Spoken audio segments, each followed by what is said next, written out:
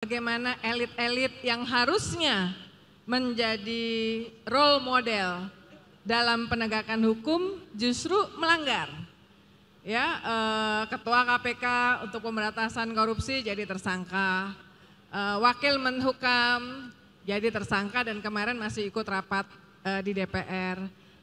Kalau Kak Anies jadi presiden, begitu pejabatnya jadi tersangka, kalau KPK mungkin dia agak independen ya, tapi sebenarnya bisa di-push. Apa yang harus dilakukan dengan kasus Firly dan Wamenhukam ini? Kalau terpilih menjadi anggota komisi KPK, komisioner KPK, maka sebelum dilantik menjadi presiden, saya akan minta menandatangani surat pengunduran diri bila melanggar etika yang ditetapkan oleh KPK. Kenapa? Melanggar kode etik, bukan hanya melanggar hukum. Melanggar hukum itu soal legal.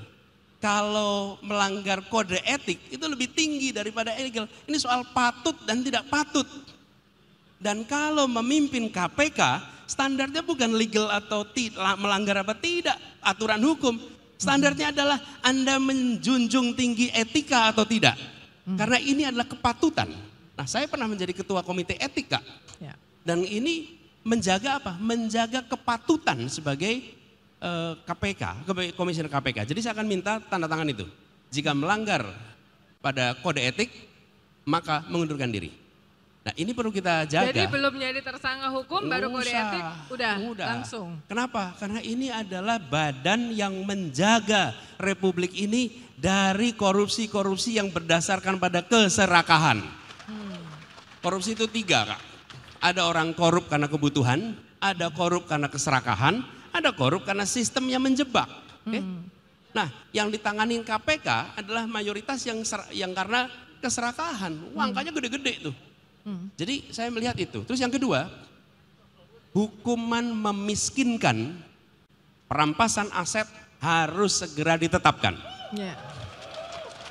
Ini RUU perampasan aset harus dong. akan di... Apa sih yang paling ditakuti sama koruptor itu?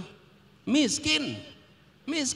Loh, kalau dia korup sekian puluh miliar, ratus miliar, terus dihukum berapa tahun, terus ketika pulang rumahnya lebih bagus, mobilnya bagus, seumur hidup punya simpenan, ya dihitung-hitung kalau kerja sih impas itu tahanannya. Tapi kalau dia pulang dan gak punya apa-apa, mikir 2 kali untuk korupsi. Menurut saya itu harus kita kerjakan. Dan inilah yang menurut saya 2 hal terkait dengan korupsi.